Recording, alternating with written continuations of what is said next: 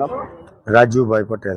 રાજુભાઈ, ક્યાં વિસ્તારમાં રહો છો, કયો વોર્ડ આવે છે ને તમારા વિસ્તારમાં રોડની કામગીરી શરૂ હતી, ભ્રષ્ટાચાર થતો, શું જોયું તમે? ને ડામરની ઉપરથી નબળી ગુણવત્તાની ગાડી આવેલી હતી, એ રોકાવી રાખી। જે કે અહીંયા સાઈડ ઉપર અધિકારીઓ હતા એમને જાણ કરી એટલે એઓએ બંધ કરી દીધું।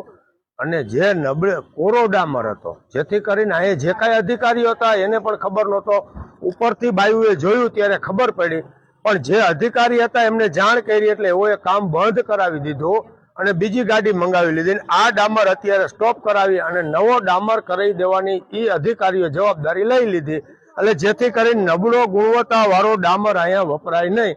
એટલા માટે અમે અધિકારીઓને જાણ કરીને, બાયુએ અમને જાણ કરીને અમે અધિકારીઓને જાણ કરેલી છે। કયો વોર્ડ છે, કયા વિસ્તારની આ ઘટના છે? Ward number 11, Vallabh Vidyanagar 2, Balaji hall પાસે। અત્યારે હવે કોન્ટ્રાક્ટ એજન્સી દ્વારા તમને શું કહેવામાં આવ્યું, અધિકારી દ્વારા શું કહેવામાં આવ્યું? અધિકારી દ્વારા જે કાંઈ હતા એને સ્વીકારી લીધું કે નહીં, ઉપર ટેકનિકલ ફોલ્ટ છે, એના હિસાબે કોઈ ગાડી આવી ગયેલી છે। 100 ગાડી કે હજારો ગાડીમાં એકાદી ગાડી આવો એવું સાહેબે અહીંના જે કાંઈ અધિકારી હતી એવું એને એવો ફોલ્ટ આપ્યો છે। એટલે એ તો જે હોય તે ઉપર કદાચ ટેકનિકલ ફોલ્ટ હોય, પણ જે કાંઈ અધિકારી હતા એને માન્ય રાખી દીધું કે નહીં, આમાં ટેકનિકલ ફોલ્ટ છે ને છે।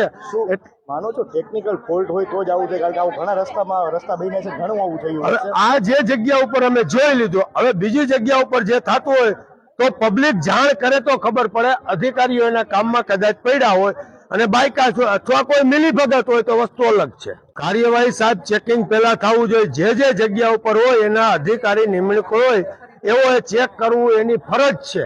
ગમે ત્યારે બારોબાર આ ગાડી ચેક કરીને પછી ઠલવાવે તો જ ખબર પડે।